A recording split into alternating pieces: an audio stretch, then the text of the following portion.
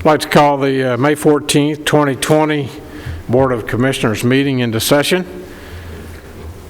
I will read the statement before this meeting since it's being covered by virtual meeting. This meeting of the Rutherford County Board of Commissioners is being conducted electronically pursuant to Governor Bill Lee's Executive Order 16.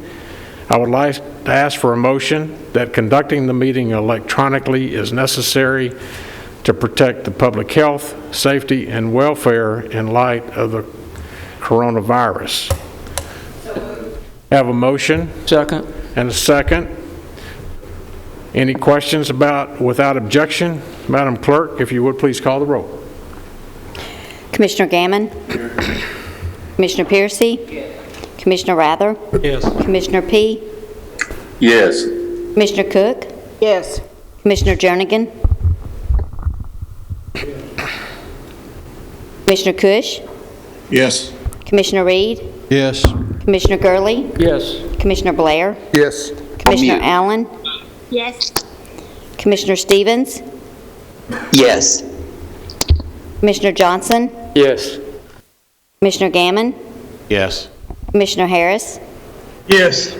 Commissioner Dodd?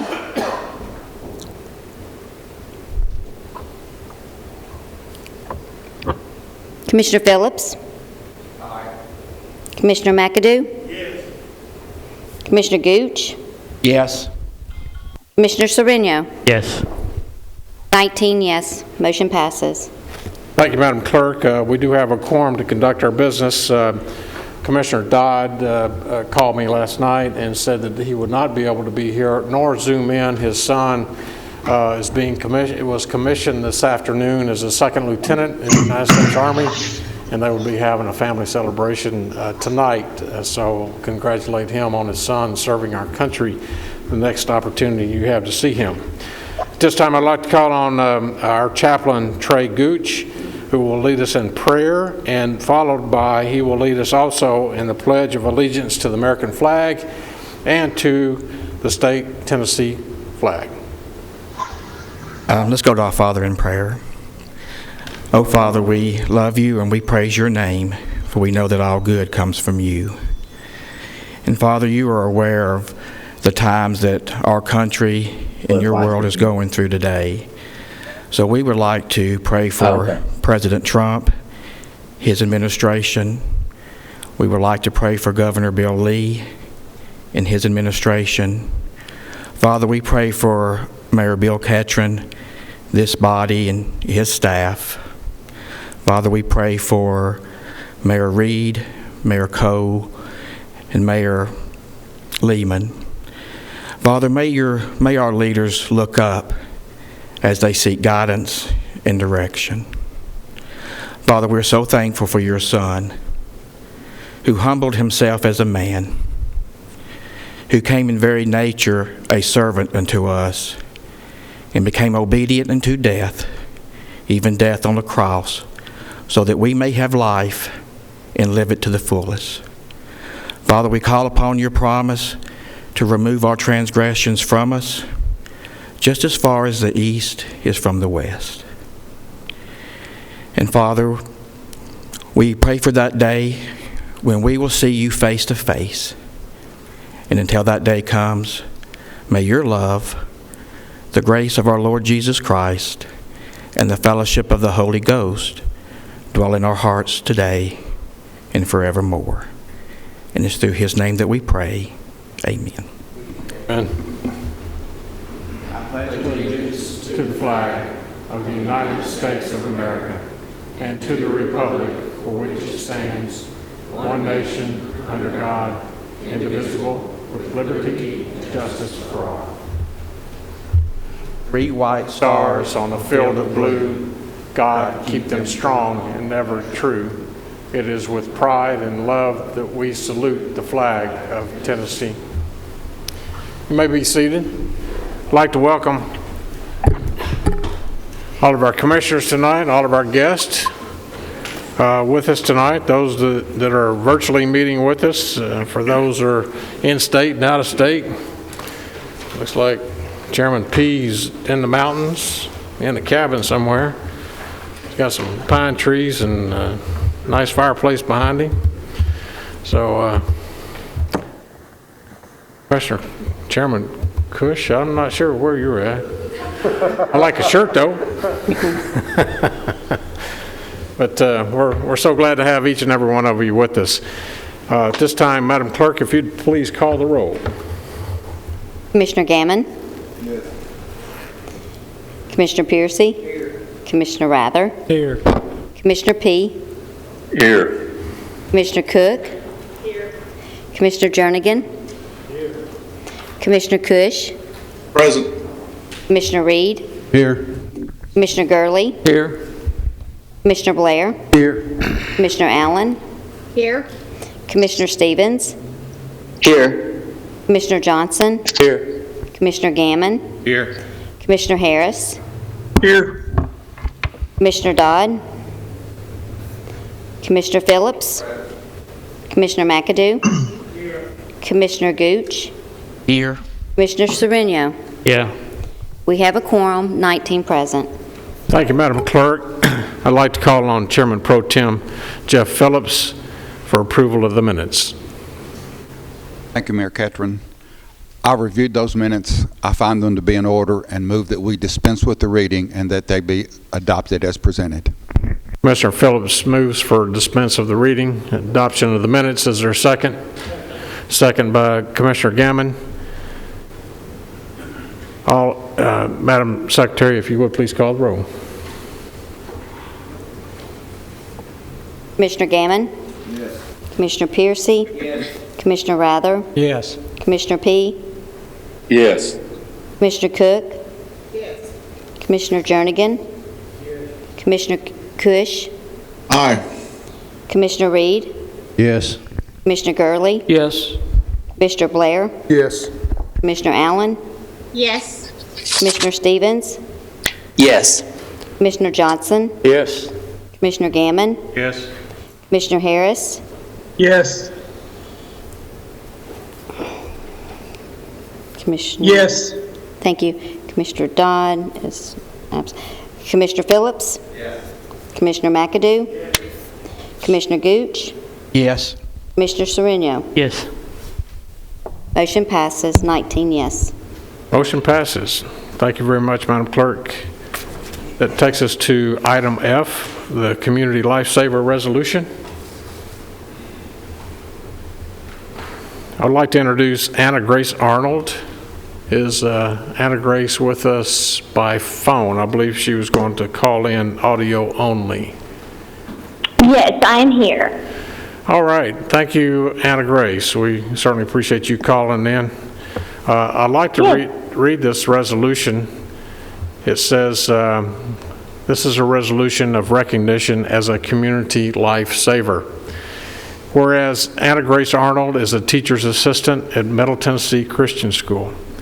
And whereas in December of 2019, Ms. Arnold received CPR training at Middle Tennessee Christian School from the Rutherford County Emergency Medical Services.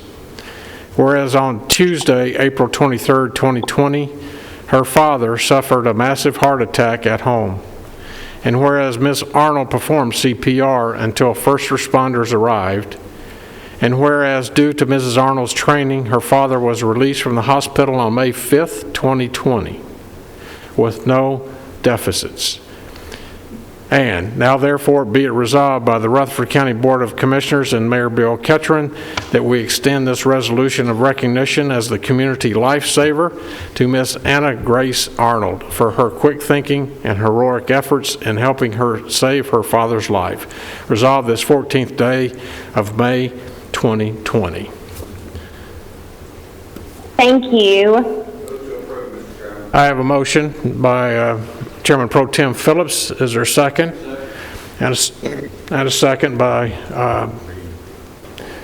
Chairman Reed. Anna Grace, would you like to say anything? Oh, I would just like to thank y'all for the opportunity to speak to y'all and for this award. It means so much, and we're just thankful that I was able to do that and be trained to have my dad here with us today. Well, thank you so much, and we want to give special thanks to our EMS department for going around. I think they've been doing that, going around to different schools and providing training of CPR throughout our community. So our hats off to them as well, and thank you for taking that training and putting it into practice to save your own father. That's right. Yeah, thank you so much, and God bless, and tell your dad we're so glad things worked out for him. Thank you very much. God bless you. Yeah, thank you.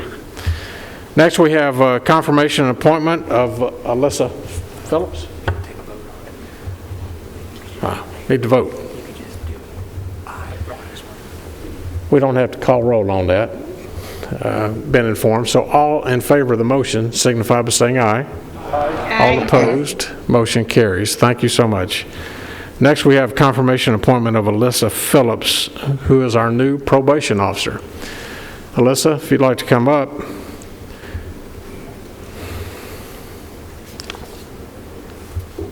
Do we have a resolution?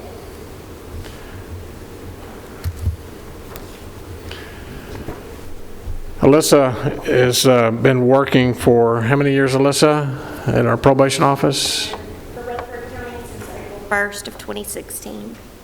And she was kind of Commissioner Irvin's right hand, and when after his unfortunate passing and untimely passing, asked Alyssa to step up. She's doing a great job. She knows the department. So, members, we have a resolution here tonight. I'd like to read this resolution for her coming into as a new director for Rutherford County. The resolution says, whereas the county mayor has appointed Alyssa Phillips as the director of Rutherford County Probation Department, and whereas the Rutherford County Board of Commissioners finds it is the best interest of our citizens of Rutherford County to confirm the appointment of Alyssa Phillips as the director of Rutherford County Probation Department. Now therefore be it resolved that the Rutherford County Board of Commissioners hereby confirms the mayor's appointment of Alyssa Phillips as the director of Rutherford County Probation Department. Resolved this 14th day of May 2020. Is there a motion? Got a motion by Commissioner Cook, second by Joe Gurley. I'd like to speak on Alyssa's behalf. Seeing none, all in favor? Yeah. Now we need to do a roll call, Madam Clerk, for coming in as director. Commissioner Gammon? Yes. Commissioner Piercy? Yes. Commissioner Rather? Yes. Commissioner P? Yes. Commissioner Cook? Yes. Commissioner Jernigan? Yes. Commissioner Cush? Yes. Commissioner Reed? Yes. Commissioner Gurley? Yes. Commissioner Blair? Yes. Commissioner Allen? Yes. Commissioner Stevens? Yes. Commissioner Johnson? Yes. Commissioner Gammon? Yes. Commissioner Harris? Yes. Commissioner Don, no, is absent. Commissioner Phillips? Commissioner McAdoo? Commissioner Gooch? Yes. Commissioner Sereno? Yes. Motion passes 19 yes. We have a motion passes. Thank you very much. Alyssa, any comments you'd like to make to the commission? I would just like to thank everybody for the opportunity, especially Mayor Ketron. I look forward to seeing probation grow here in Rutherford County. Thank you. She plays a very important part in working with the courts and our probation, making sure that they do all their drug testing and making sure that that portion of our population is doing what they should be doing and protected as well. She was very instrumental over this past year working with the PBA as the architect and planning the first and second floor when we move over, and I think we're going to start construction next week, maybe, on the new judicial building. So she and her department will be moving from down here on West Main Street over to the first and second floor across the street over here at the old judicial building. We're going to have to figure out what we're going to call that building other than old judicial building. So I would certainly appreciate it. Thank you so much, Alyssa. Next, members, is item H, is the confirmation appointment of Trish Breeding with as a recovery court director. Trish, if you would please come up. Rick, you got a resolution. Let me introduce Trish Breeding. Trish is comes with a great background in working in the recovery courts in Davidson County, I believe. You were there. You worked here previously in the third-party private sector company for a period of time. She lives in the Blackman area and was driving to Nashville for the last 12 years, working in that recovery court system there. She reported to one judge, and I think you actually assisted 12, 15, bunch of judges, right? Several people already in that department, which she'll be replacing the other part that Commissioner Irvin took over. She'll be the new director. So what we did, we split the responsibilities that Commissioner Irving had. Tricia's, when I asked her why she was interested in this job, it was similar to mine. She was getting tired of driving to Nashville, right? Yeah, but she comes with a great background.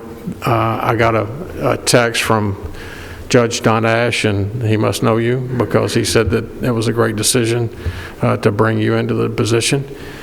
So I'm sure the other judges feel the same way. Do you have any comments you'd like to make? Thank you for the opportunity. Well, she too, like Alyssa, play a very important role in the department that she'll be heading up by taking care of a lot of that sensitive population that we have, those who are trying to get off drugs, the ones that in drug recovery court, the ones that are trying to get off of alcohol, the ones that are having issues with PTSD and in our Veterans Court, working with Judge McFarland. So she'll play a very important role, and we're just glad to have you part of our family. Thank you so much, Tricia.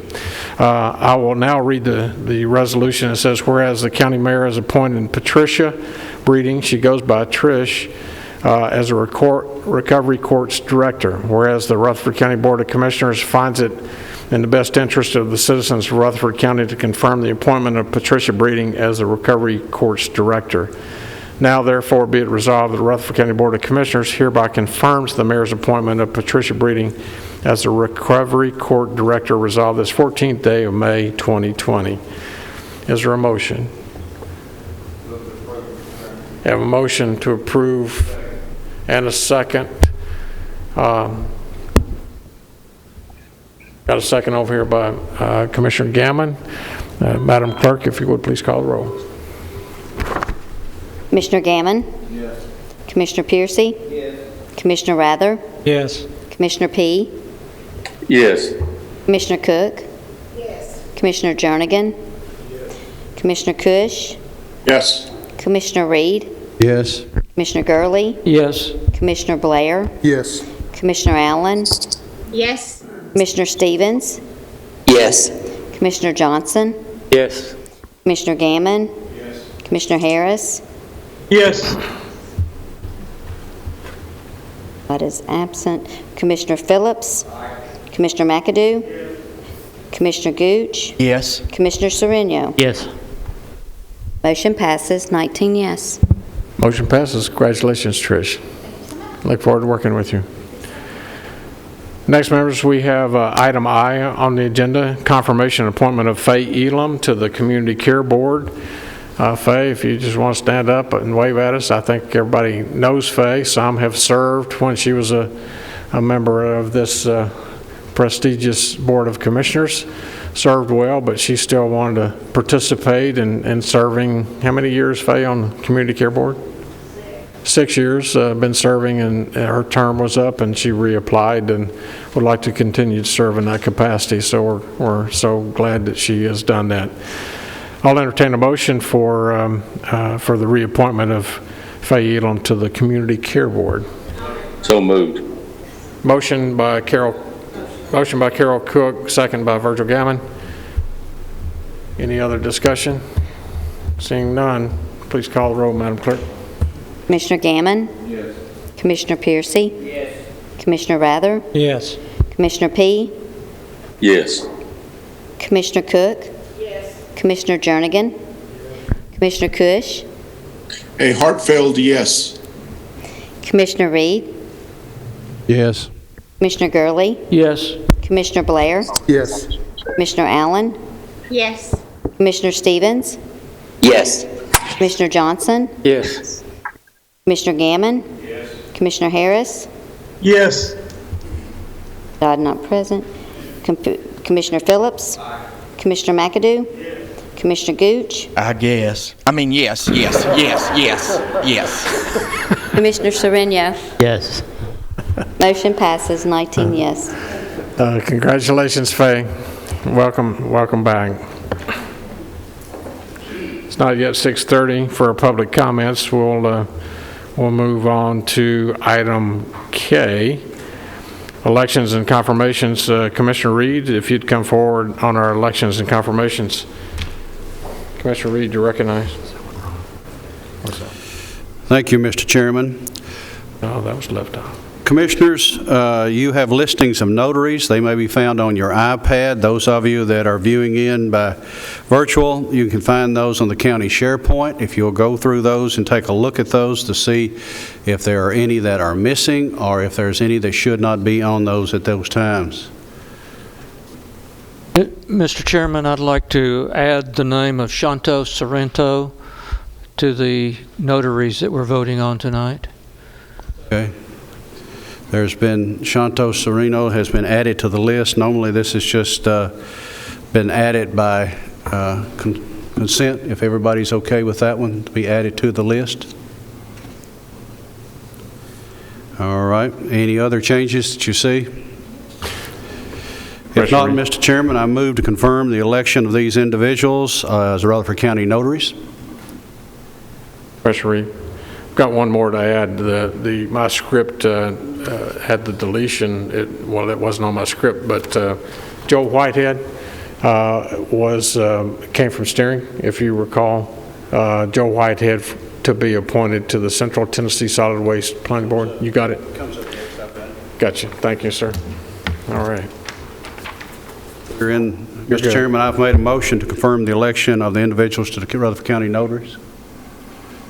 Got a motion by Commissioner Gooch and second by Commissioner Gurley. Any discussion? Seeing none, call the roll, Madam Clerk. Commissioner Gammon? Yes. Commissioner Piercy? Yes. Commissioner Rather? Yes. Commissioner P? Yes. Commissioner Cook? Yes. Commissioner Jernigan? Yes. Commissioner Cush? Yes. Commissioner Reed? Yes. Commissioner Gurley? Yes. Commissioner Blair? Yes. Commissioner Allen? Yes. Commissioner Stevens? Yes. Commissioner Johnson? Yes. Commissioner Gammon? Yes. Commissioner Harris? Yes. Dodd not present. Commissioner Phillips? Commissioner McAdoo? Commissioner Gooch? Yes. Commissioner Sereno? Rule 10. Yes. Did you abstain? Yes. All right. Passes. Item 2 deals with the filling of the vacancy of the District 19 County Commissioner.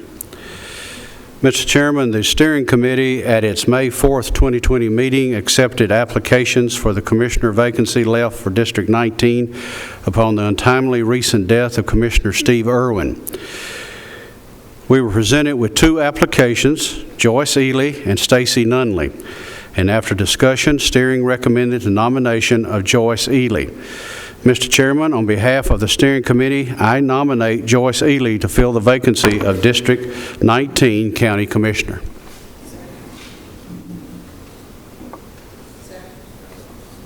I have a motion and a second by Carol Cook, motion by Chairman Pettis Reed. Are there any other opportunities to come from the floor?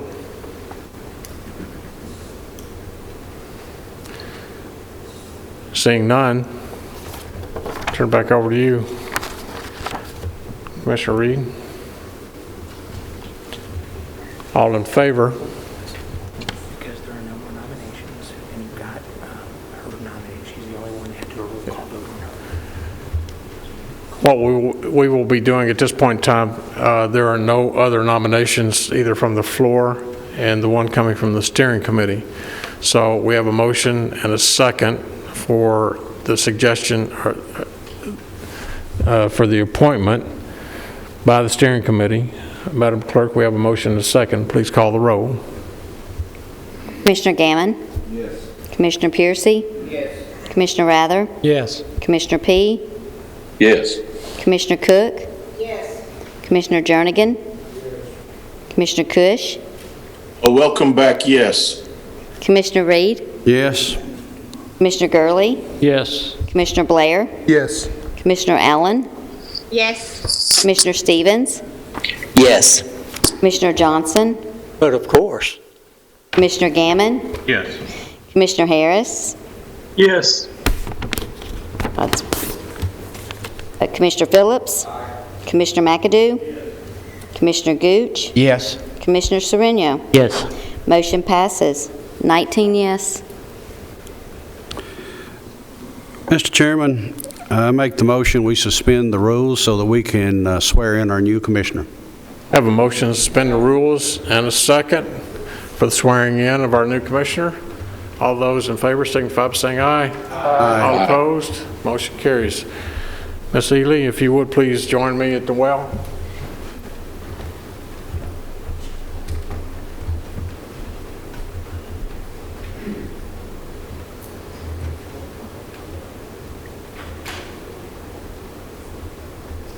Probably history in the making that first time we ever sworn anybody in with a mask on or mask to mask. Okay, so I hope you can hear me and I can hear you, but I'm going to go slow. And so if you would, please raise your right hand. Come on a little closer. I'll try to get you 6 feet. Okay. I'll speak loud and you speak in there.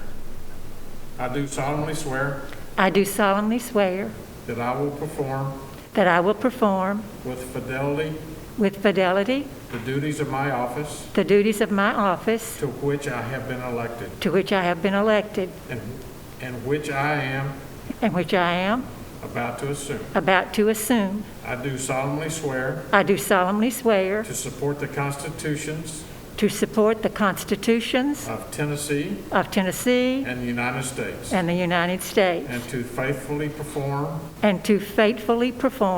the duties of office of County Commissioner representing the 19th District of Rutherford County, Tennessee. the 19th District of Rutherford County, Tennessee. Congratulations, and I'm not going to shake Thank your you. hand, but Thank you. let's give a round of applause.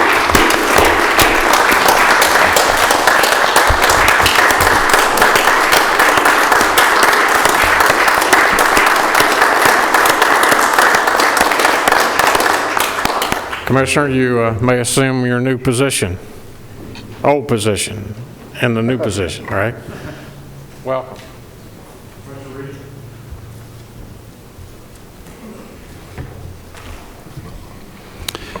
And it's an honor to give you your first assignment to vote on, Commissioner. Item 3, the steering committee has approved the confirmation and appointment of Joe Whitefield to the Central Tennessee Solid Waste Planning Board. Mr. Chairman, I move to confirm Joe Whitefield to this board. I have a motion. Is there a second? I have a motion and a second by Commissioner Rather. Any discussion, comments? Seeing none, call the roll, Madam Clerk.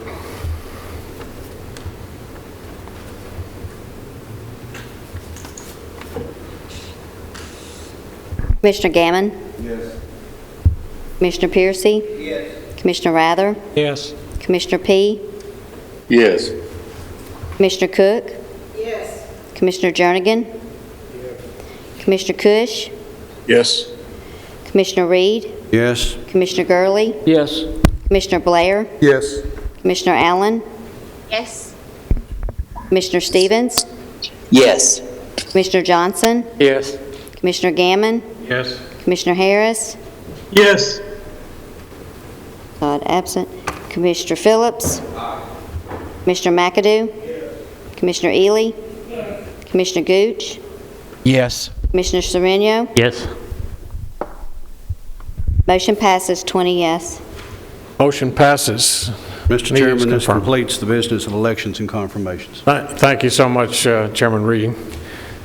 Members, we move to item L, resolution to approve the consent agenda. It is 6:30. It is time for our public hearing.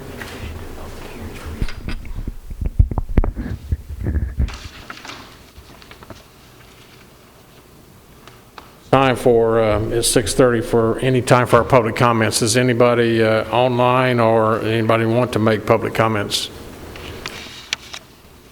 Seeing or hearing none, we will dispense with any public hearings and move to item L, resolution to approve the consent agenda. Sorry. But that's later in the agenda, right? Don't you generally do that at 6:30? No.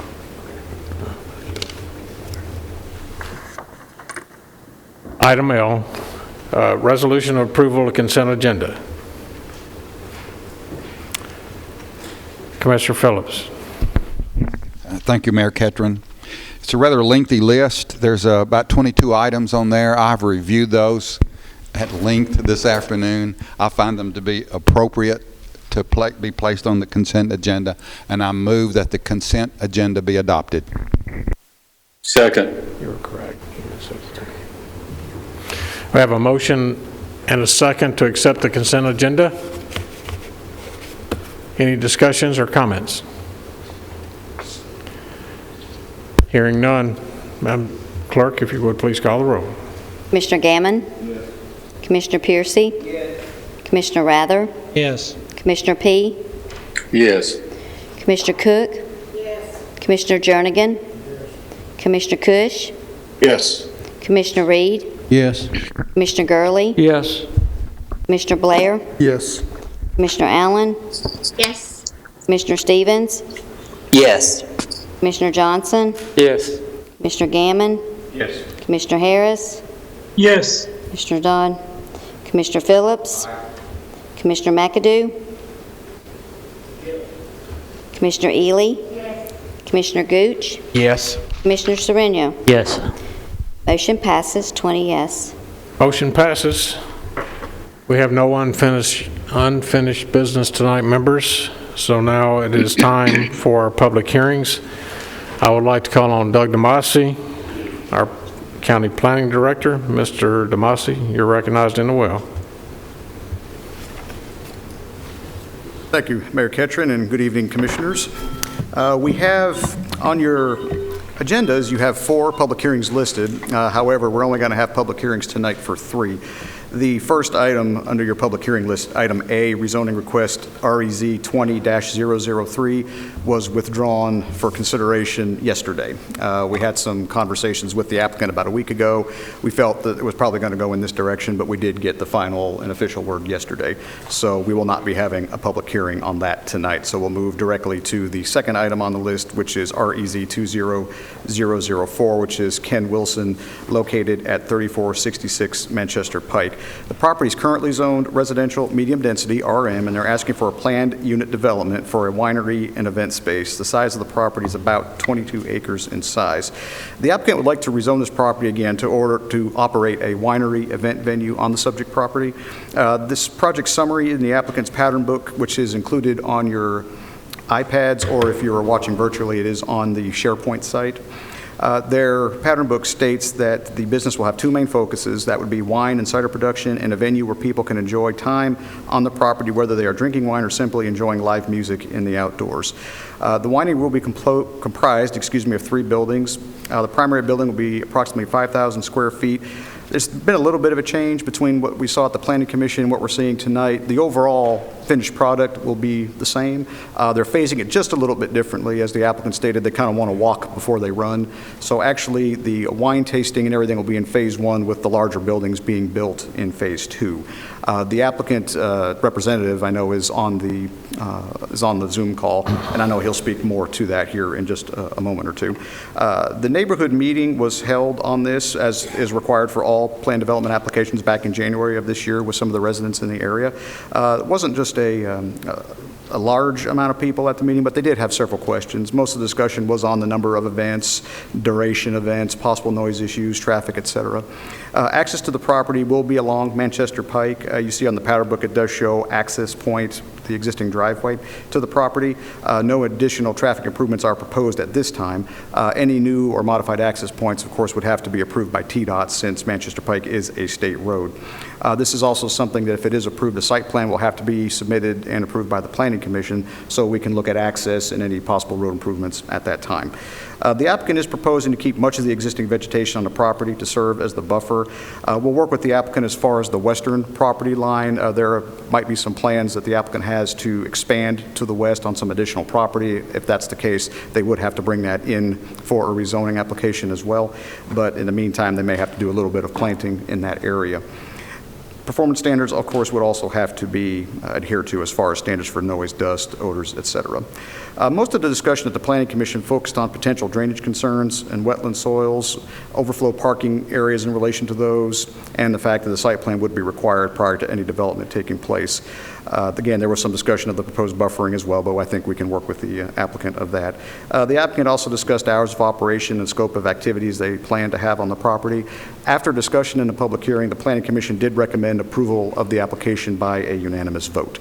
So I'll be happy to answer any questions you may have for me at this time. Any questions for Mr. Demosi from the commissioners?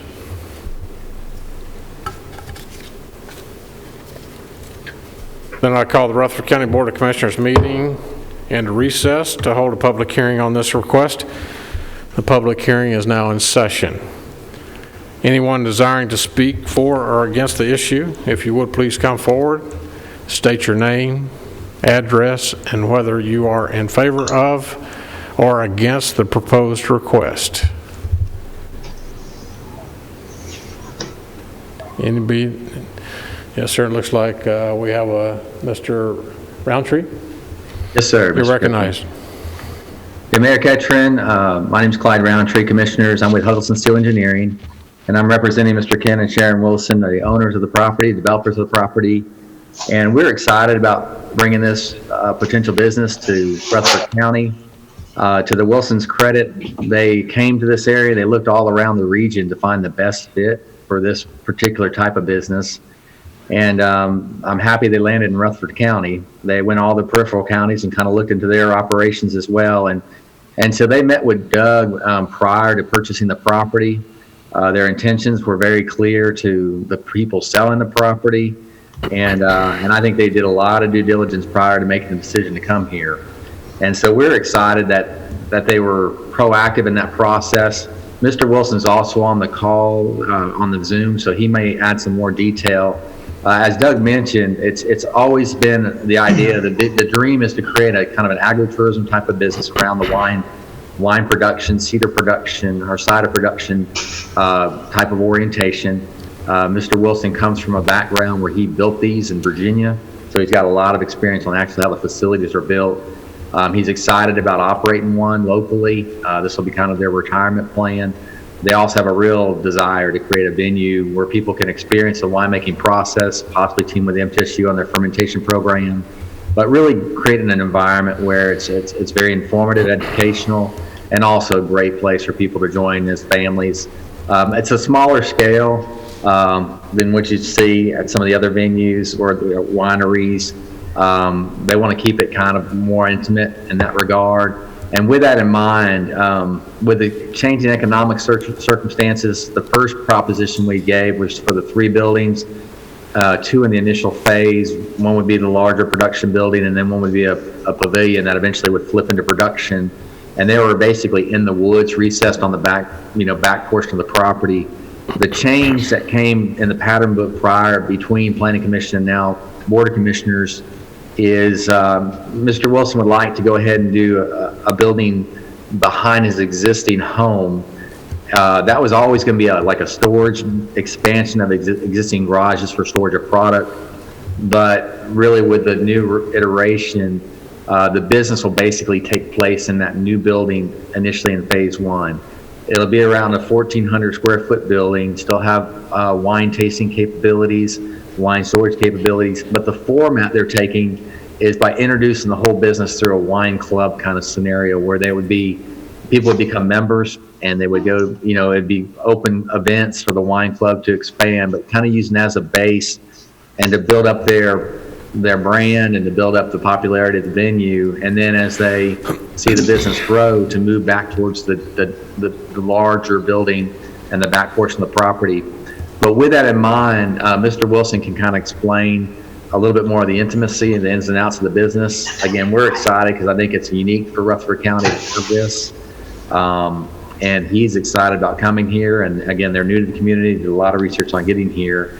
I'll be available for any questions after Mr. Wilson kind of weighs in. But thank you for the opportunity to present the Brickstone Winery to you all. Thank you, sir. Are there others desiring to speak for or against this issue? I would like to speak.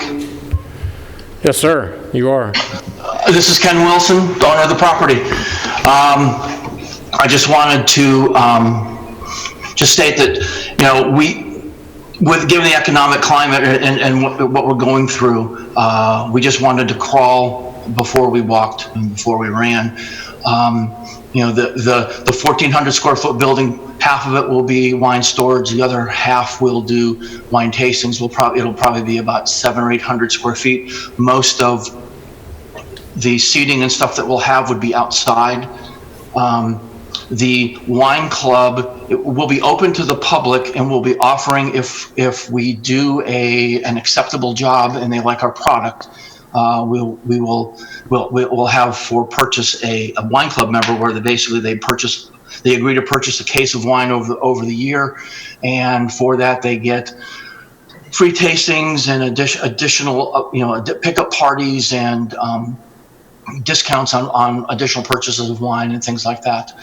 Kind of just create a loyal customer base and following, and then we'll let the economy and the public kind of dictate to us how soon or how long we move into the bigger facility. And that's all I had. We're just really excited to be here. And we love our property, we love our neighbors, and we found Murfreesboro is really a hidden gem. So thank you. Well, thank you for those comments. Anyone else speaking for or against this zoning request? Is there anyone else? Mr. Wilson, I'll share with you a little trivia. Several years ago, when I successfully passed the wine and grocery store bill in the state Senate, I did some research on that piece of legislation and found that 6 years prior to this building that we're sitting in was built in 1852, that grapes were the #1 agriculture crop in the state of Tennessee because the acidity is very similar to what it is in Germany. I found that kind of interesting and why you chose to come to Rutherford County. May want to tell that story once you get open. Anybody else to come before this? To come before the commission on this issue? Seeing no one coming forward, I declare the public hearing closed and Rutherford County Board of Commissioners back into session. Do I have a motion? Commissioner Allen McAdoo.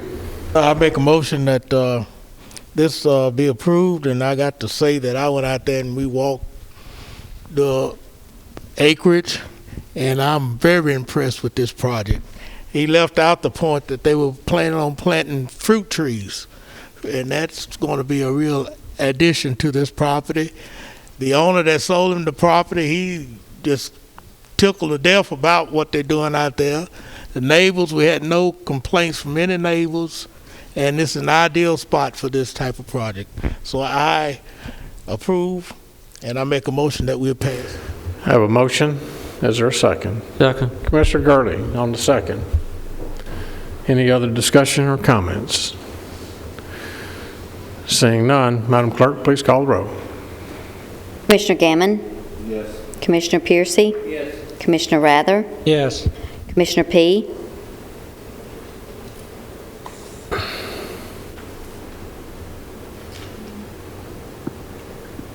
Yes.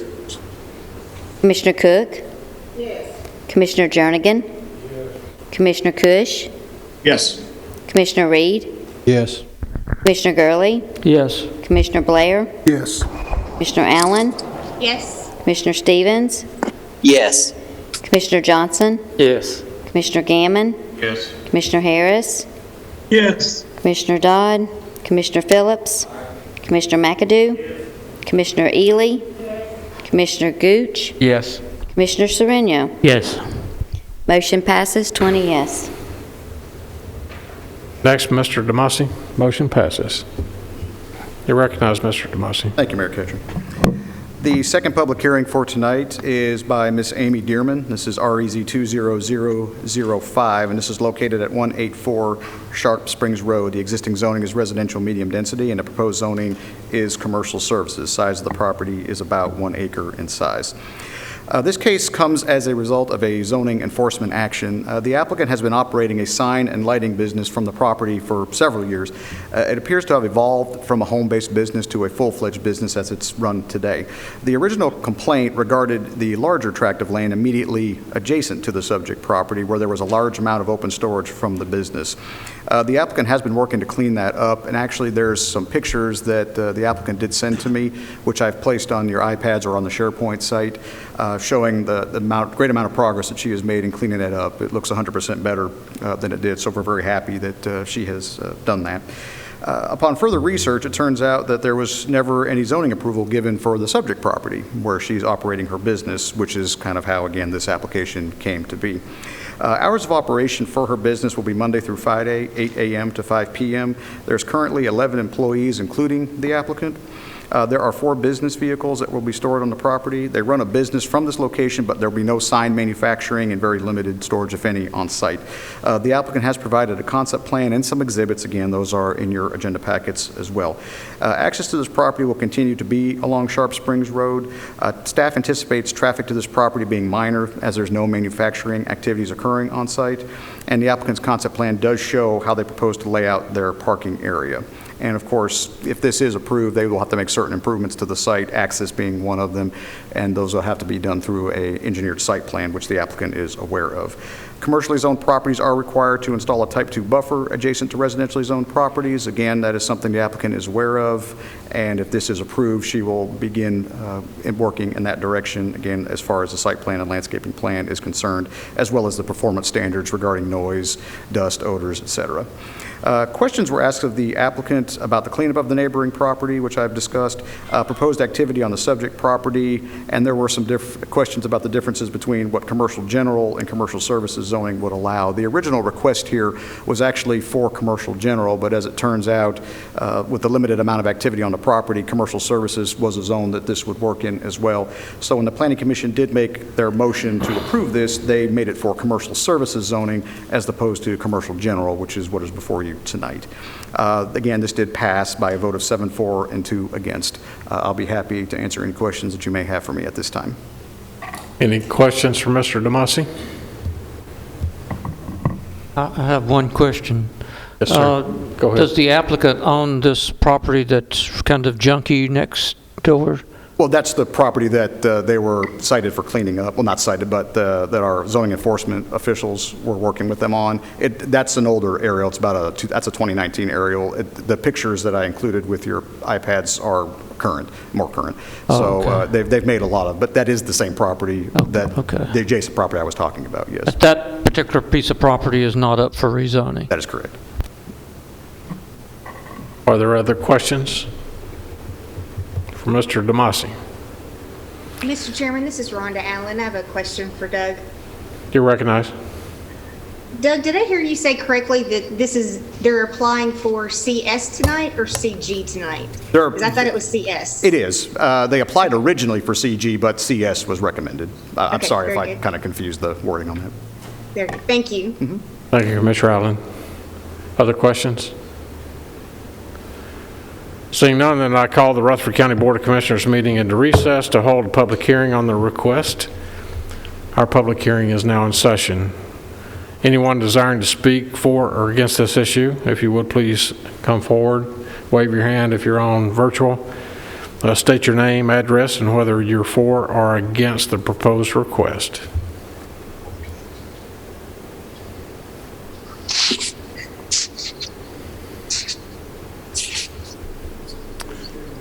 I'm not sure what that is. Okay, I'm sorry. Ms. Dearman, do you want to speak? Just briefly here, and okay. This Zoom is all new to me, so I have no idea exactly how I'm working. My name is Amy Dearman, and my husband and I do own the property at 184 Sharp Springs Road. We did have a unanimous vote at the Planning Commission, and we're hoping to get a unanimous vote from you guys as well. All we want to do is to grow the business. We have rented a space so that we can move a lot of the stuff that we had there in the beginning and to make it to right or wrong. That's all I guess I have to say. Thank you very much. You heard her comments. Any questions for her? Any other questions? Anyone desiring to speak for or against on the issue?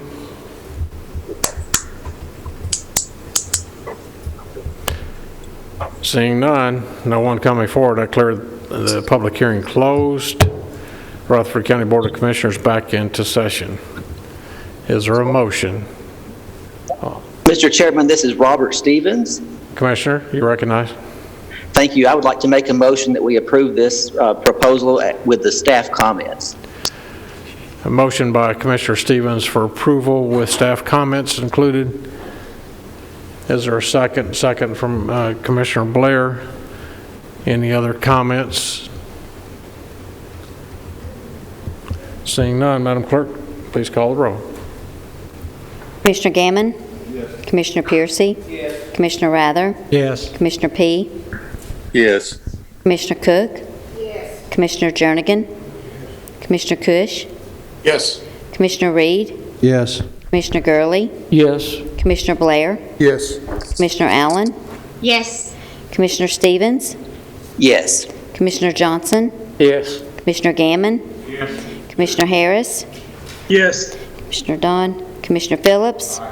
Commissioner McAdoo? Yes. Commissioner Ely? Yes. Commissioner Gooch? Yes. Commissioner Sereno? Yes. Motion passes 20 yes. Motion carries.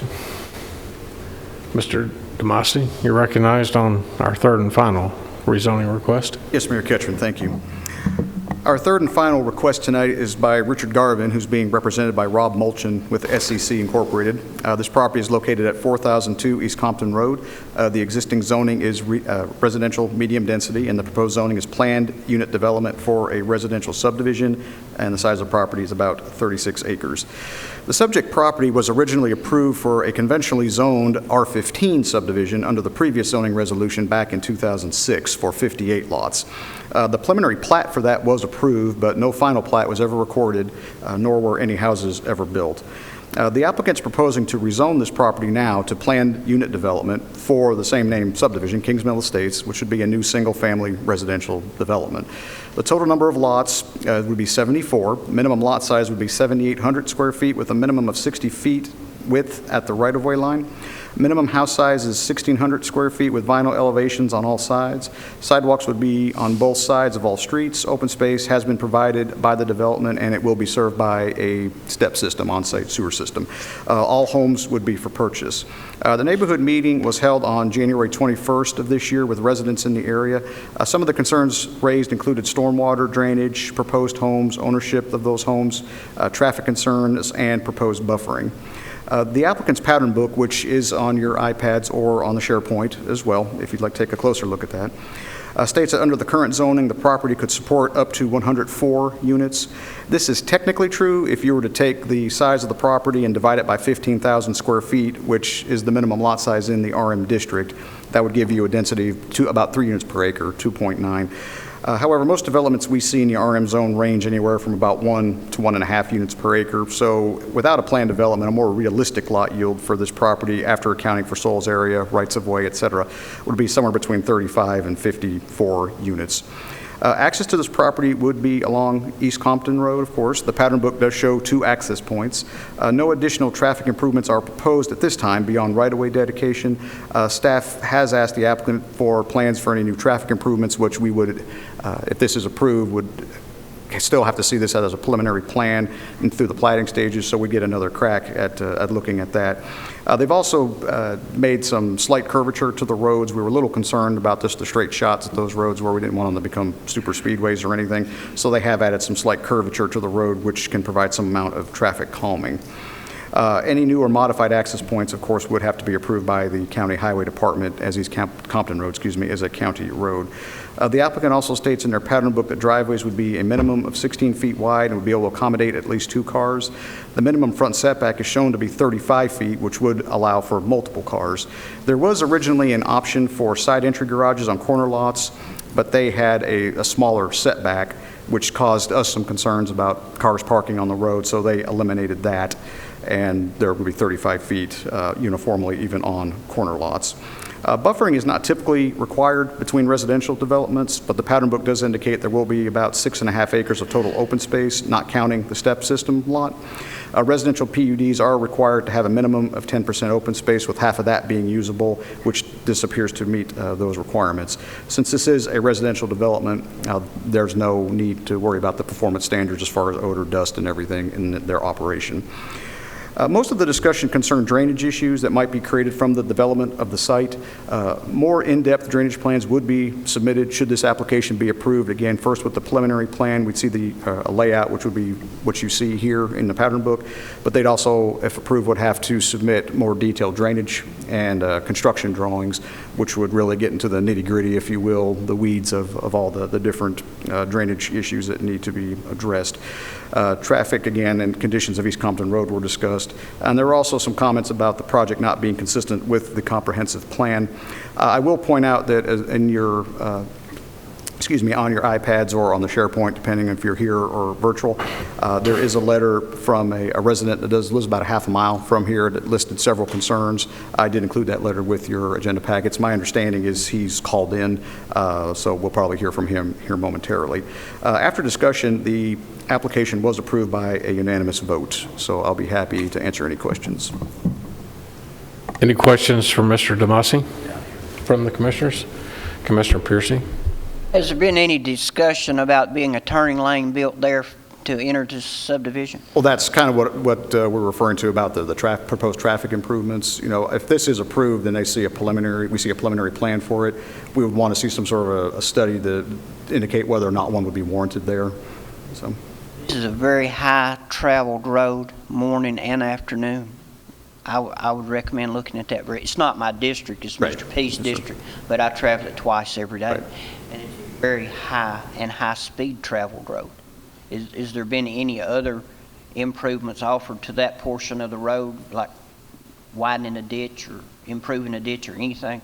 I'm not aware of any, but again, if this is approved, when they submit plans, I mean, we also have our highway department to look at these things. If there's any improvements that can be made along the frontage of the property that might be able to help access in and out and help alleviate some of those concerns from that. We did send this to the school, as we send all plan development applications to the schools. I don't recall ever getting any feedback from them on this. But we did send the pattern book to them for any comments they may have. Okay. Mm-hmm. Mr. Gurley. Yes, I have a little concerns about this. One of the things Commissioner Piercy brought up about the traffic, I know that in one development in my district here a couple of years ago, and it's worked out rather well, we put in the motion the requirement for turn lanes. Those have been executed, and like I said, it's turned out extremely well. So I would encourage that whoever makes a motion for this approval, that you might consider requiring turn lane on this road, as it is a busy very busy road, and that way, no matter what the developer decides to do or Planning Commission decides to do, you've got the base covered. That's just my comment. Any other comments from Mr. Demosi from the commissioners? Seeing none, I call the Rutherford County Board of Commissioners meeting into recess to hold a public hearing on this request. The public hearing is now in session. Anyone desiring to speak for or against this issue, if you would identify yourself, please come forward, or identify yourself by waving your hand on the virtual screen. State your name, address, and whether you're for or against the proposed request.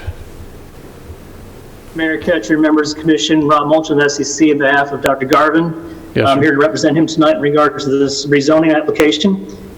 As Doug stated, this property was originally approved back in 2006 through the preliminary plat stage for 54 lots. The reason we're coming back with a PUD is Dr. Garvin came to us a year and a half ago or so to ask about bringing forth the final plat for the plan, which we were hoping to do on that side, and the discussions with staff, and then also subsequently with CUD. CUD raised their minimum requirements for the minimum amount of lots inside a subdivision that would be utilizing a CUD step system. So in order to move Dr. Garvin's property forward, which he'd already had approved before, for only 54 lots, which we were under the minimum requirements by CUD, we had to bring this back as a PUD in order to reduce the lot sizes less than 15,000 square feet. So the plan that you see before you today is representative of more or less the revitalization of his property in order to meet the CUD standards for the minimum number of lots allowed in their step system plans on that side.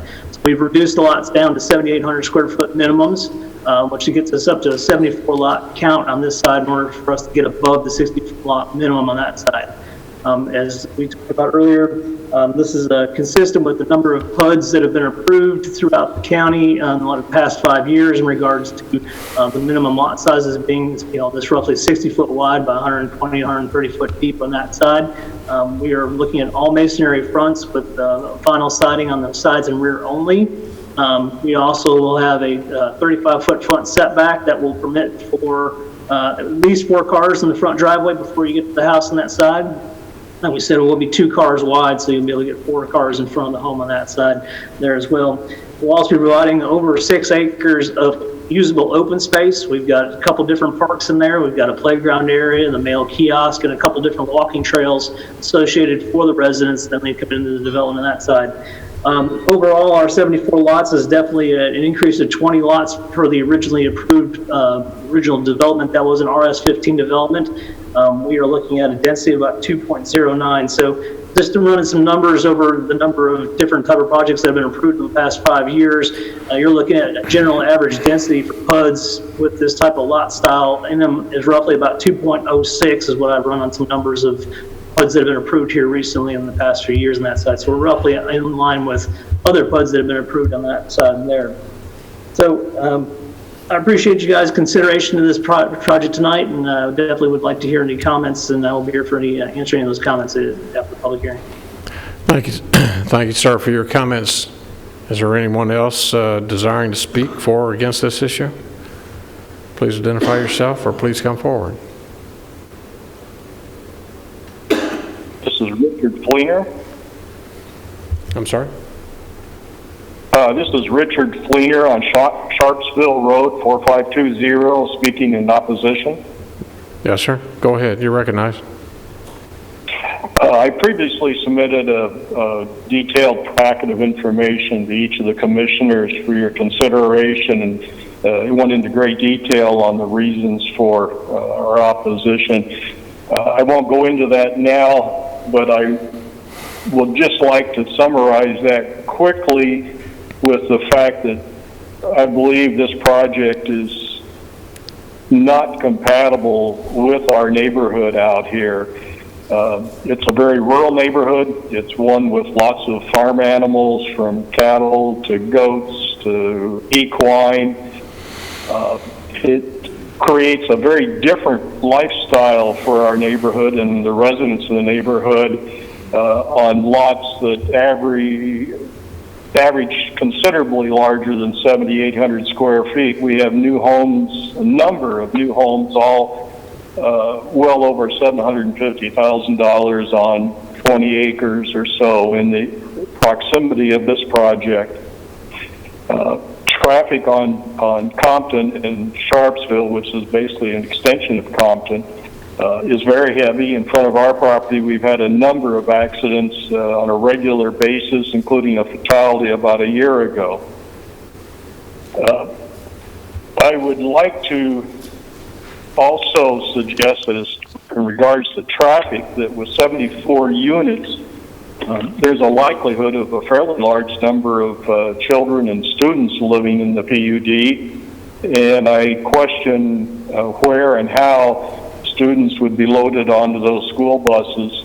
Will the bus be stopping on Compton? Will be entering the neighborhood? In inclement weather, where will the students be gathering? And the additional traffic from 74 units on that street is going to be very noticeable in rush hour morning and evening. Finally, I'd like to direct you to the county's PUD ordinance. And it states, and I quote, "PUDs shall be harmonious and not conflict with the surrounding residential neighborhood. Use of landscaping, screening, open space, architectural compatibility measures, change in density, and the placement of buildings shall be accepted land use planning tools by which this harmonious relationship can be created." And I think this current proposed PUD is anything but harmonious with the residential neighborhood. If you're familiar with the neighborhood at all, it's primarily larger lots throughout the area.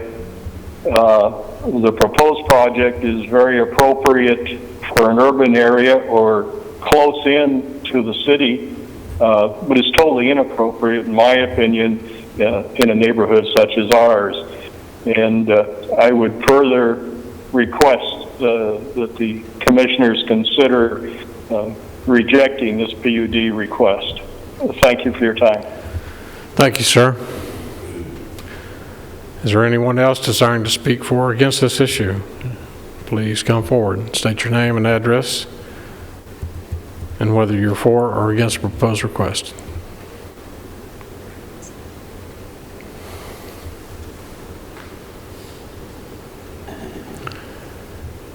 Seeing or hearing no one come forward, I declare the public hearing closed. Rutherford County Board of Commissioners back into session. Is there a motion? Mr. Chairman, it's Robert P. You're recognized, sir. This is in my district. My thoughts on units like this is I'm more in favor of keeping them dense like they are. That saves more open space for us in the future and less land usage. And having said that, I'd like to make a motion to approve, and I'd also like to add the turning lanes, if at all possible. And I'll leave that up to the discretion of the Doug to advise me whether we can actually make a motion to ask for those. But if possible, I want those added. I have a motion for acceptance and approval. Is there a second? And a second from Commissioner Rather. Any further discussion? Commissioner Piercy. The gentleman that called in on the phone in opposition was concerned about the children, where they would load and on and off the school bus. A bus will not go any further into that development than Road B, because they do not travel into a cul-de-sac because there's nowhere to turn around. So all those children will either have to walk or be transported up to one of those corners to catch a school bus. Other comments on the motion? Yeah, Mr. Demosi would like to address Mr. P's concern. Yes, sir. Yes, if I could, thank you, Mayor Ketron. To address Commissioner P's concern about the turn lanes, let me just say the quick answer to the question: is it something that can be required? The quick answer, since this is a planned development, that is something that can be conditioned upon approval. Yes, that can be added to the planned development package. Now, qualifying that, I will say that what we've been doing for the last several years in regards to turn lane, be it for residential developments or even for commercial developments, is requiring a traffic study to be done, and the results of the traffic study would then determine whether or not certain traffic improvements would need to be warranted to be made on that development. That, for years back, the commission, planning commission both, there seemed to be a little bit of inconsistency as far as when turn lanes were conditioned and when they weren't. So ultimately, what we ended up doing was going with the traffic study, and whatever the results of the traffic study, of course, was our review and input into the process. That's what ended up happening. In my opinion, that might be a better option than just outright requiring turn lanes, just requiring, which we would have the ability to do anyway, require the traffic study. That way we know what we're dealing with when the preliminary plan comes in, should this be approved. But again, can that be done? To answer the question quickly, yes, it can be added to that. Thank you, Mr. Chairman. Yes, sir. Commissioner? Since he has explained that and we can make that requirement, I'll let my motion stand with those being a requirement. So your motion is, your original motion is with the requirement of the turn lanes, is that correct? That's correct. Okay. You agree with that as a second? Commissioner Rather? Can I make a quick comment? Yes, sir. You're recognized. As far as this development being compatible, I can go on any road and be on one end of the road and a house at the other end of the road, a mile away. Is not really compatible with what's here. My wife and I own property on East Compton Road several years ago, and there are houses that look a certain way, and there are houses that don't look that same way, and they're not all the same. It just depends on kind of what area of East Compton. And as far as the traffic, the reason I probably would have seconded it anyway, but I jumped on seconding it because of the turn lanes, because I do know, owning property out there and going out there and bush hogging and this, that, and other, people don't do the speed limit.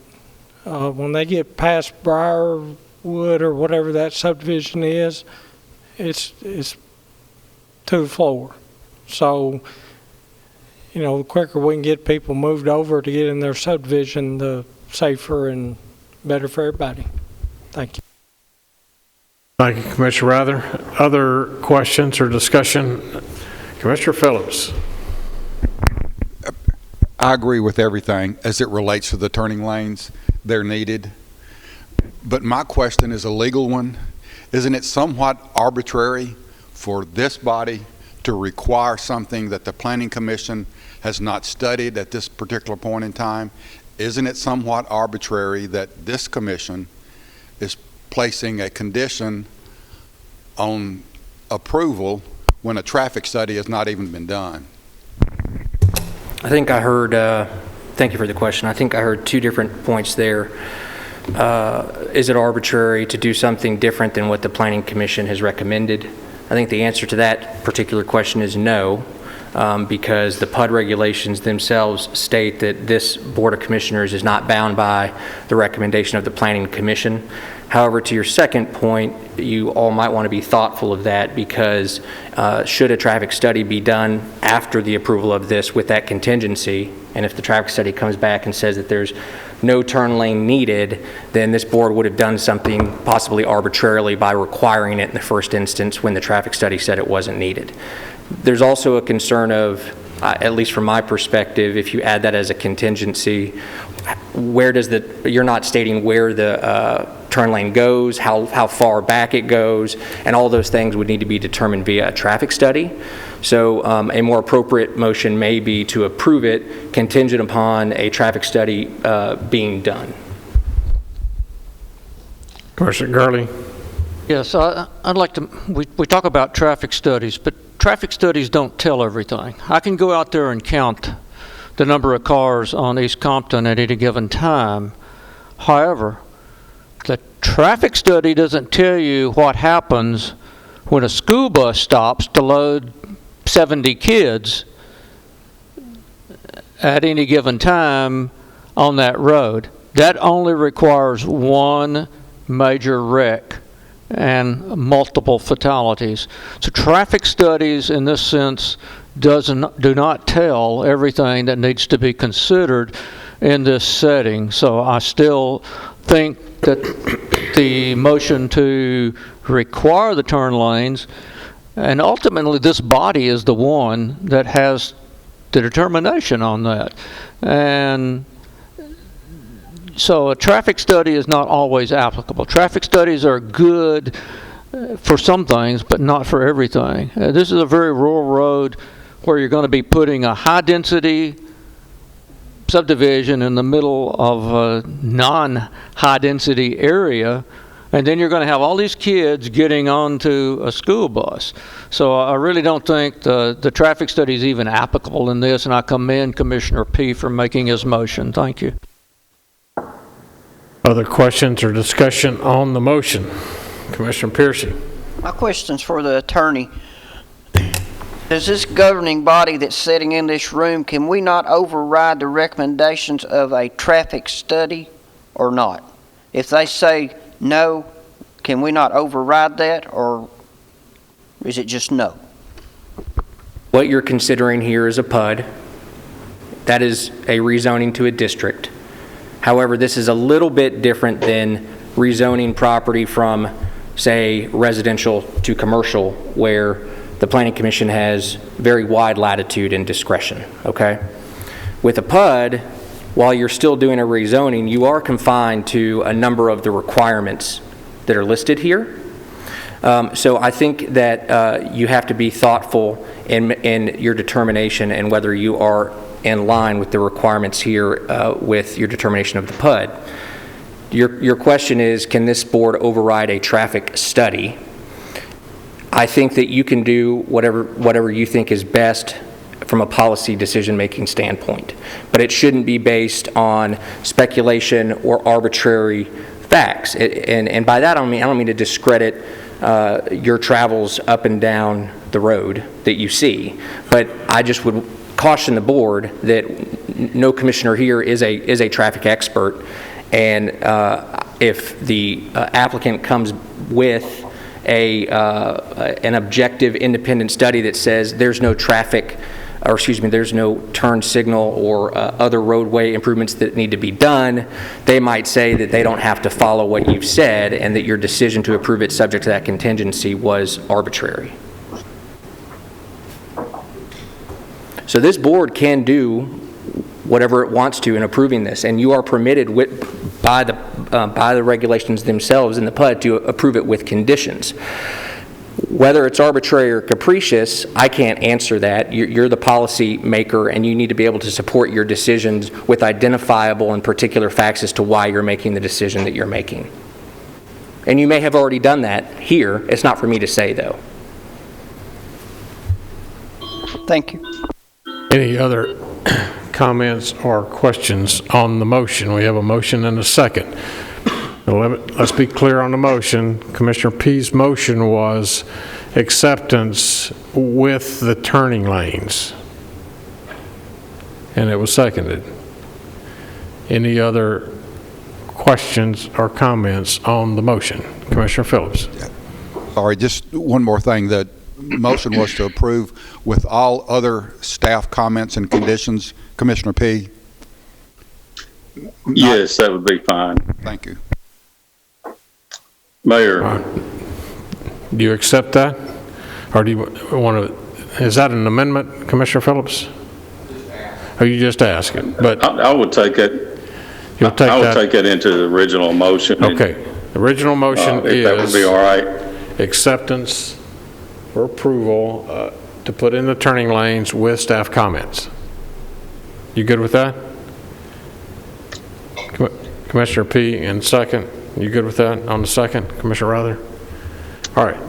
Now, further discussion or questions on the motion?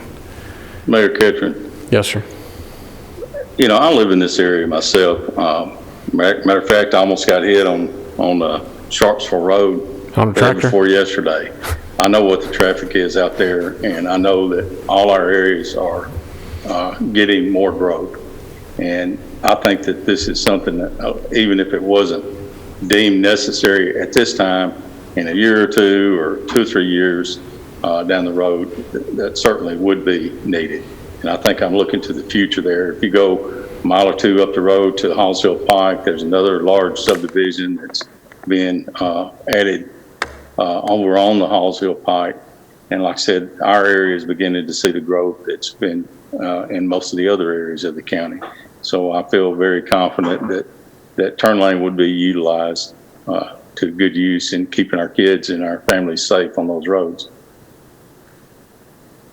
Okay, other questions or discussion on the motion? Seeing none, Madam Clerk, please call the roll. Commissioner Gammon? Yes. Commissioner Piercy? Yes. Commissioner Rather? Yes. Commissioner P? Yes. Commissioner Cook? Yes. Commissioner Jernigan? Yes. Commissioner Cush? Yes. Commissioner Reed? Yes. Commissioner Gurley? Yes. Commissioner Blair? Yes. Commissioner Allen? Yes. Commissioner Stevens? Yes. Commissioner Johnson? Yes. Commissioner Gammon? Yes. Commissioner Harris? Yes. Commissioner Dodd? Commissioner Phillips? Commissioner McAdoo? Commissioner Ely? Commissioner Gooch? Yes. Commissioner Sereno? Yes. Would anyone like to change their vote? 20 yes, motion passes. Motion passes. Thank you, Mr. Demosi. Next members. Mayor Ketron? Yes, sir. Before Commissioner Phillips. Before Doug Demosi leaves, come back here. Just to try to bring it back to the attention of all of us, if I remember right, it was probably 4 years ago, the Planning Commission went through a couple of years of studying alternatives to property taxes in infrastructure, and the recommendation out of that Planning Commission was for a traffic shed situation to help offset the cost of infrastructure construction. This commission turned that recommendation down. This commission also, about 6 months ago, asked that the Planning Commission re-examine that. And can you bring us up to date as to where we stand, and are we close to bringing some type of a concept back to this commission to take another look at? Yes, Mr. Phillips, I'll be glad to talk about that. As you recall, a little earlier this year, we had a similar meeting to what we're doing now, a Zoom-type meeting with Steve Tocknell, who was the consultant that we had asked to do some preliminary investigation on that a few years back. After that, of course, there was some talk with the Planning Commission about possibly, delving into that a little bit more, of course, than everything that we're dealing with right now with the coronavirus hit, and so everything's been kind of, a little different going forward at this point. So that being said, I know that the Greater National Regional Council with the MPO, they're looking to do a region-wide study, looking at this concept of traffic sheds more at a region-wide level. Also, as part of the comprehensive plan, long-range transportation plan update, that is possibly one of the tools that we want to explore in more detail. So we don't have any concrete recommendations coming forward at this point, but there's a lot of things in the works right now that are moving forward on that. Thank you, Mr. Demosi. Thank you, Commissioner Phillips. Members, next we move to item O, reports by standing committees. Budget, Finance, and Investment Committee. Chairman P., you're recognized. Thank you, Mayor. The first item I've got is 01A, which is a general fund budget amendment. There's actually two of them. The first is the county's portion of the insurance costs for the new retirees that have came on this year. The second is to pay overtime from our EMA department, which we hope to recoup some of those funds afterwards. But Resolution 01A, be it resolved by the Rutherford County Board of Commissioners that the general fund be amended as follows. employee benefits, decrease in unassigned fund balance of $30,000, a decrease in expenditures of $27,000, and an increase of expenditures of $57,000. Under emergency management, there'll be a decrease in unassigned fund balance of $21,215 and an increase in expenditures of overtime pay, Social Security, pensions, employer Medicare, which will total $21,215. Resolved this 14th day of May, 2020. Mr. Chairman, I so move. Chairman P. moves the motion. Is there a second? Second. Got a second by Commissioner Johnson. Any questions or discussion on the motion? Seeing or hearing none, Madam Clerk, please call the roll. Commissioner Gammon? Yes. Commissioner Piercy? Yes. Commissioner Rather? Yes. Commissioner P? Yes. Commissioner Cook? Yes. Commissioner Jernigan? Commissioner Cush? Aye. Commissioner Reed? Yes. Commissioner Gurley? Yes. Commissioner Blair? Yes. Commissioner Allen? Yes. Commissioner Stevens? Yes. Commissioner Johnson? Yes. Commissioner Gammon? Yes. Commissioner Harris? Yes. Commissioner Dodd? Commissioner Phillips? Commissioner McAdoo? Yes. Commissioner Ely? Yes. Commissioner Gooch? Yes. Commissioner Sereno? Yes. Would anyone like to change their vote? You may do so now. 20 yes, motion passes. Motion passes. Okay, our second item tonight is the Educational Capital Projects Fund Budget Amendment, item 01B. And basically, this is no new money. We normally have this taken care of shortly after we adopt a new budget. Of course, the Board of Education had a new accountant come on this year, so I think this got delayed a little bit. So I'll go ahead and read this resolution. Be it resolved by the Rutherford County Board of Commissioners that the Educational Capital Projects Fund be amended to complete projects remaining from the 2018-2019 fiscal year as follows. A decrease in committed for capital projects for $2,980,785, and increase expenditures of $2,260,796. That's for maintenance and repair of buildings. Other contracted services, $264,555, and other equipment for $455,438. Resolved this 14th day of May, 2020. Mr. Chairman, I so move. Have a motion. Is there a second? Commissioner Sereno on the second. Any discussion or questions? Seeing none, Madam Clerk, please call the roll. Commissioner Gammon? Yes. Commissioner Piercy? Yes. Commissioner Rather? Yes. Commissioner P? Yes. Commissioner Cook? Yes. Commissioner Jernigan? Yes. Commissioner Cush? Yes. Commissioner Reed? Yes. Commissioner Gurley? Yes. Commissioner Blair? Yes. Commissioner Allen? Yes. Commissioner Stevens? Yes. Commissioner Johnson? Yes. Commissioner Gammon? Yes. Commissioner Harris? Yes. Commissioner Dodd? Commissioner Phillips? Commissioner McAdoo? Commissioner Ely? Commissioner Gooch? Yes. Commissioner Sereno? Yes. Anyone who would like to change your vote, you may do so now.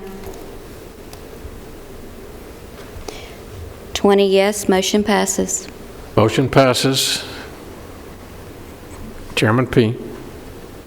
This next item, 01C, is actually came to us from our insurance committee, which wants to defer the medical wellness point requirement for 2020.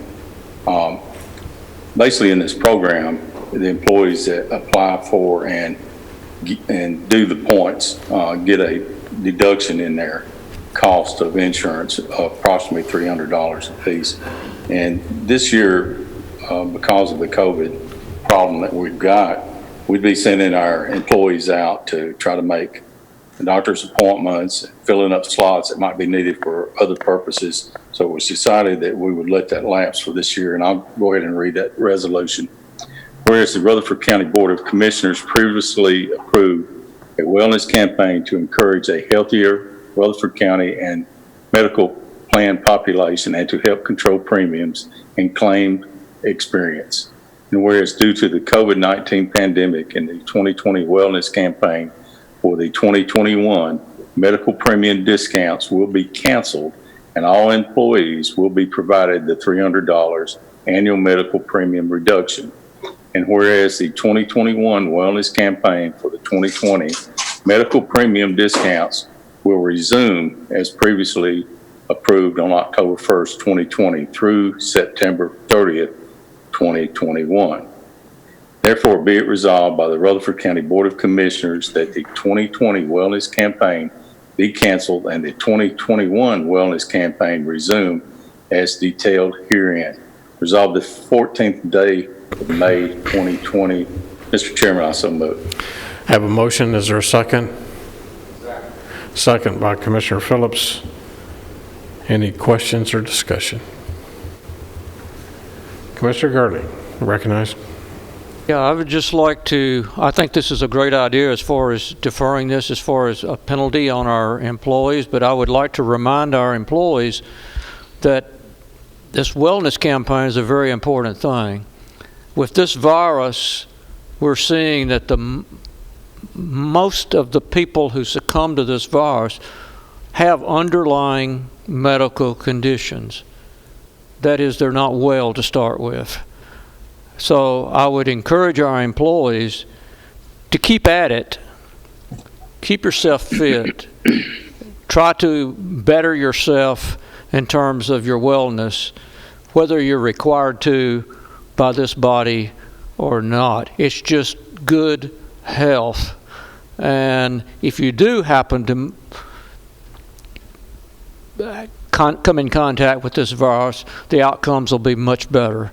So I would just, well, I think this is a great thing to do for our employees. I would encourage them to stick with it. If you're walking, if you're doing something else to improve your health, keep at it. Good comments, Commissioner. Any other comments or questions? Seeing none, Madam Clerk, please call the roll. Mr. Gammon? I'm voting yes, but I'm declaring, what's that, Rule 10? Rule 10. Commissioner Piercy? Yes. Commissioner Rather? Yes, Rule 10. Commissioner P? Yes. Commissioner Cook? Yes. Commissioner Jernigan? Yes. Commissioner Cush? Yes. Commissioner Reed? Yes. Commissioner Gurley? Yes. Commissioner Blair? Yes. Commissioner Allen? Yes. Commissioner Stevens? Yes. Commissioner Johnson? Yes, Rule 10. Commissioner Gammon? Yes. Commissioner Harris? Yes. Commissioner Dodd? Commissioner Phillips? Commissioner McAdoo? Commissioner Ely? Commissioner Gooch? Yes. Commissioner Sereno? Yes. Anyone who would like to change your vote, you may do so now. Motion passes 20 yes. Motion passes. Chairman P. Our final item, 01D, has to do with the new bids that we've got on basic life, volunteer life, short-term disability, and long-term disability. Resolution, whereas bids were requested for basic life, volunteer life, short-term and long-term disability insurance coverage for employees, and whereas it is being proposed to award the basic life and voluntary life insurance coverage to MetLife and short-term and long-term disability insurance coverage to Standard, effective January 1st, 2021, for a guaranteed period of 3 years. Therefore, be it resolved by the Rutherford County Board of Commissioners that the county mayor be and is hereby authorized to execute all necessary documents for and on behalf of Rutherford County, Tennessee, to award the basic life and voluntary life insurance coverage to MetLife in short-term and long-term disability insurance coverage to standard effective January 1st, 2021 at the rates attached hereto as Exhibit 1 and incorporated herein, referenced as if set forth herein at length verbatim.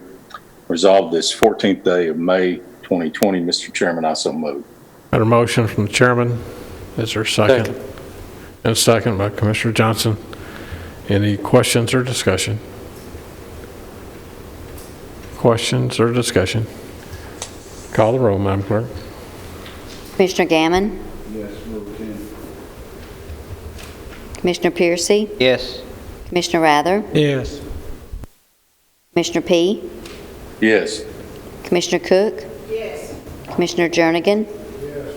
Commissioner Cush? Yes. Commissioner Reed? Yes. Commissioner Gurley? Yes. Commissioner Blair? Yes. Commissioner Allen? Yes. Commissioner Stevens? Yes. Commissioner Johnson? Yes, Rule 10. Commissioner Gammon? Yes. Commissioner Harris? Yes. Commissioner Dodd? Commissioner Phillips? Commissioner McAdoo? Commissioner Ely? Commissioner Gooch? Yes. Commissioner Sereno? Yes. Anyone who would like to change your vote, you may do so now. 20 yes, motion passes. Motion carries. We are on item 02, Health and Education Report.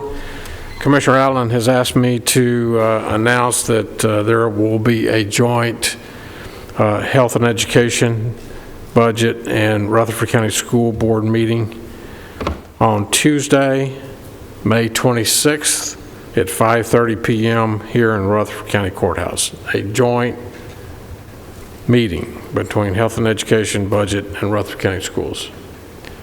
So please make note for those who want to attend. Property Management Committee, no report. Public Safety Committee, no report. Public Works and Planning Committee, Commissioner Cush. Thank you, Mr. Mayor, Mr. Chairman. At 8:30 last night, a major milestone took place in the courthouse by the Public Works Committee. The final edits were approved for the Rutherford County Solid Waste RFI, which is short for Request for Further Information, Request for Information.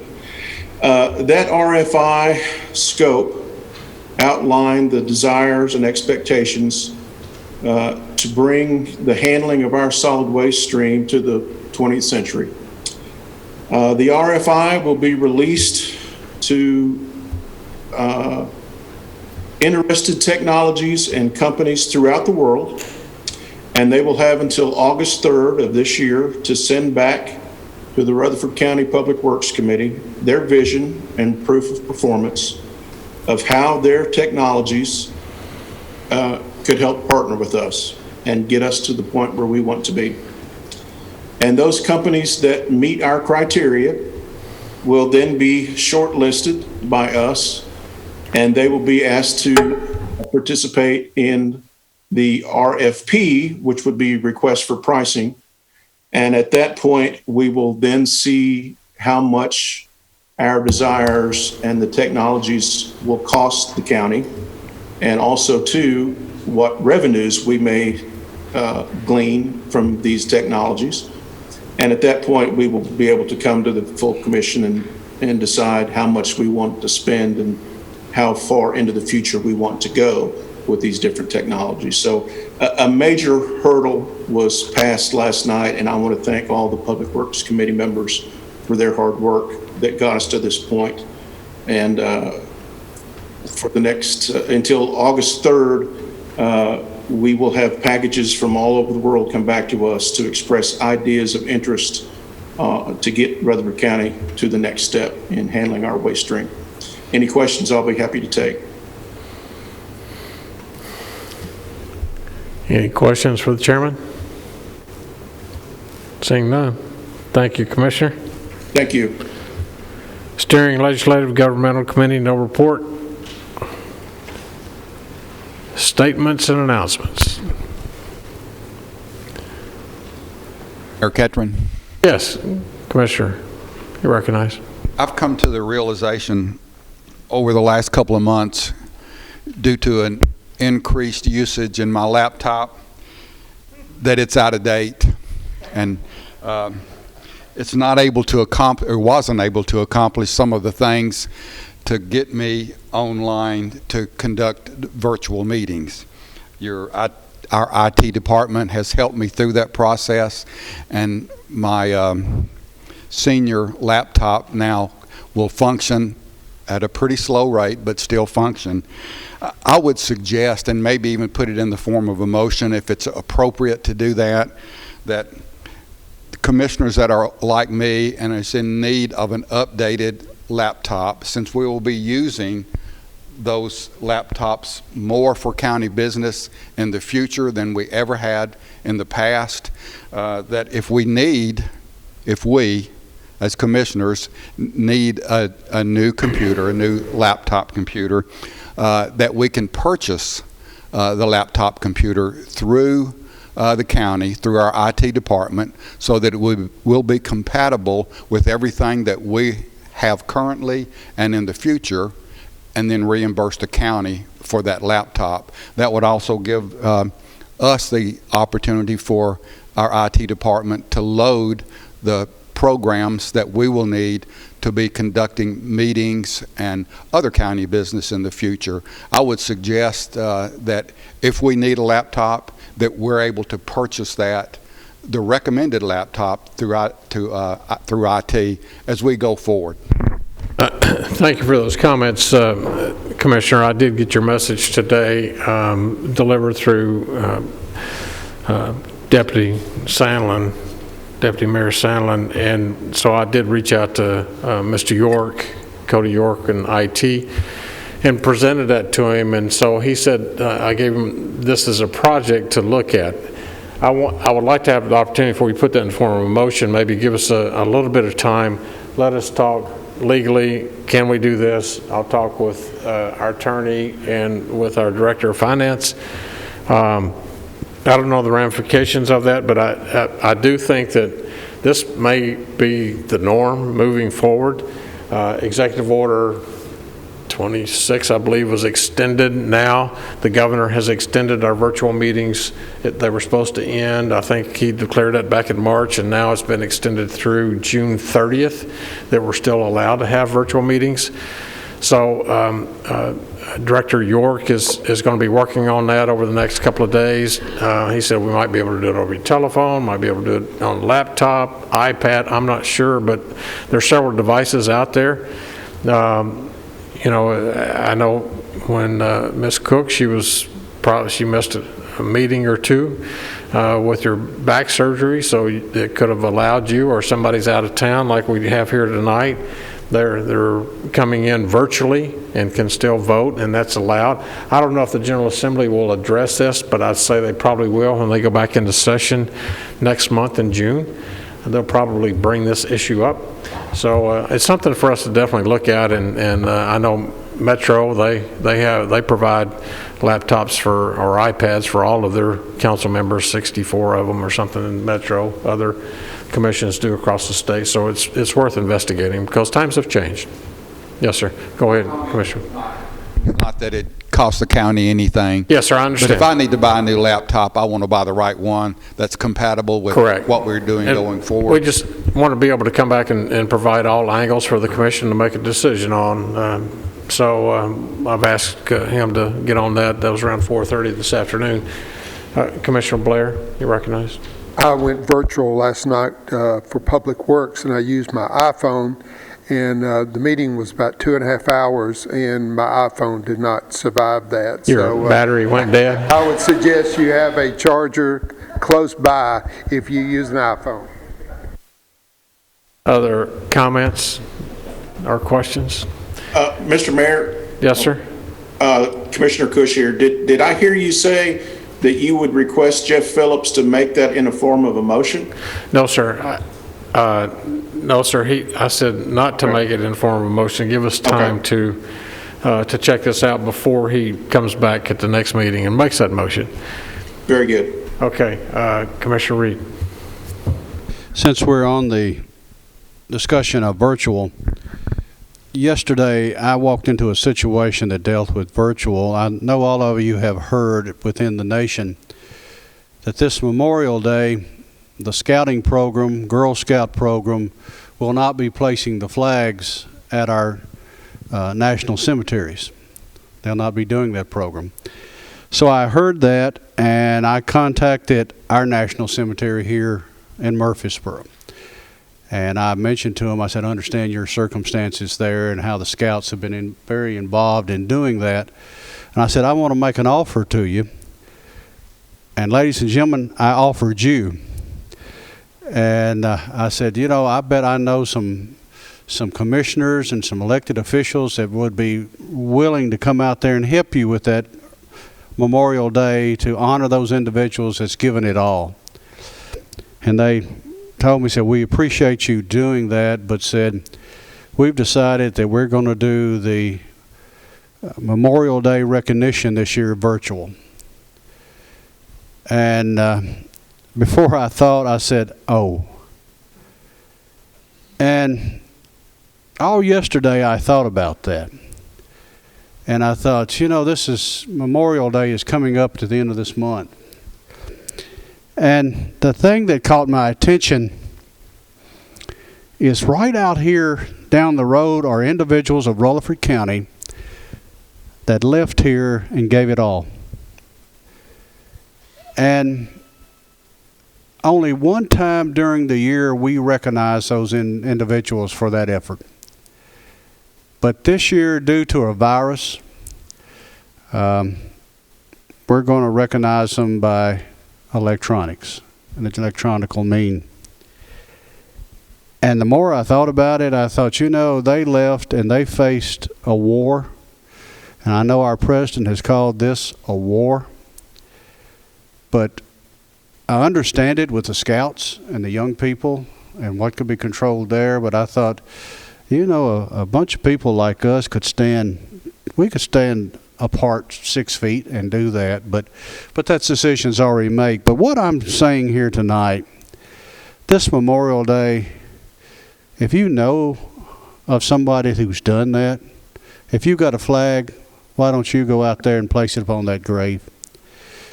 If you've got a flag, be sure and put it out for Memorial Day to remember those who have given all. Because if there is a very important Memorial Day, this year is it. That we remember the importance of what has been fought for and what this country is all about. You know, we're facing a difficult time, but you know, that was some really difficult times they went through. Yeah, we've got masks, we've dealt with staying apart, we've dealt with dealing with things where we have to use Zoom. But you know, Zoom don't shoot back at us. Our battery only runs down is the only thing that happens to us. But this Memorial Day, let's not let it just be hot dogs and hamburgers and putting a boat in the water. Let's remember those individuals that gave it all. Because the flags won't be flying on their final resting place this year. Let's make sure they get recognized. Mr. Chairman, that's all I've got to say. Thank you, Mr. Chairman. Very good speech and very good, well-chosen words. This is a time to reflect on who we are as a country and what we stand for. Are there any other statements and announcements? Commissioner Piercy. Kind of like coming back to the scene of the crime. Last month, I had an issue with the school board and the bus drivers and asked them. Hold your mic up a little bit closer. There you go. Asking for donations back from their contract. Yes, sir. Total issue has been resolved, and they did not go through with that, and I would like to commend them for doing so. Thank you. Okay. Good follow-up on that. Other comments or announcements? Members, before we adjourn, I'd like to just brief you on where we are as far as what action. I had plans as of this coming Tuesday, when I arrived here this week on Monday, I had plans to open our county back up this coming Tuesday on the 18th.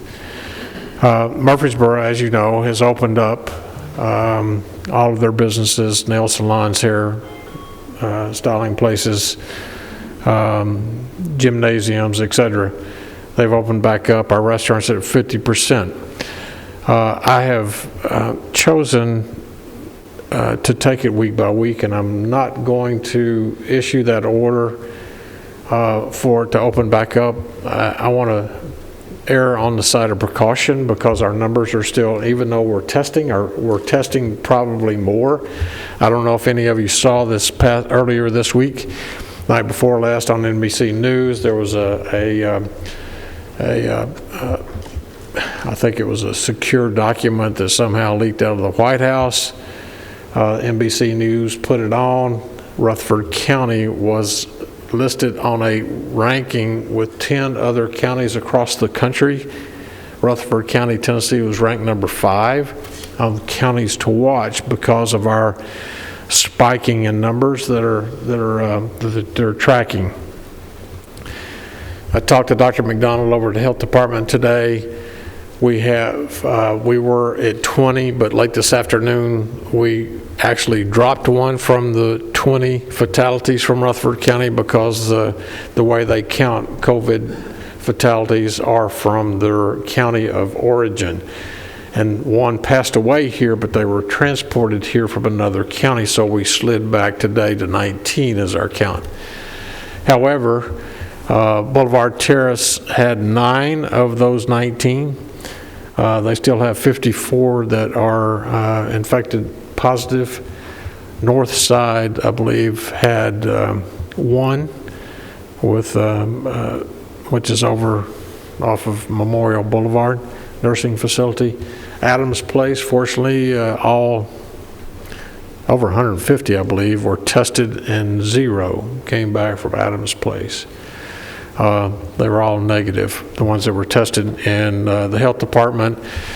And also, along with our EMS, EMTs are now, because of a change in scope of practice that was approved just this morning. There was an emergency meeting by the Department of Health that allows our EMTs to take nasal swabs. They will be assisting the health department, and Director Hudgens has assigned his EMTs over to help do more testing. And of course, I told Channel 17 yesterday, our numbers are spiking and we're watching them, but I think it's because we're doing more testing than many other cities, most other cities in the state of Tennessee. But I want to err on the side of precaution. We'll still keep our county offices closed, and I'll just wait and do it on a week-to-week basis. We're doing everything, every building in the county. We have a no-touch thermometer. We have someone standing there at the beginning when the doors are unlocked. We're asking all the questions. Do you have a sore throat? Have you experienced a temperature over 104, 100.2, I believe? Have you been around anybody that's tested positive? We're asking all those questions and keeping records of that.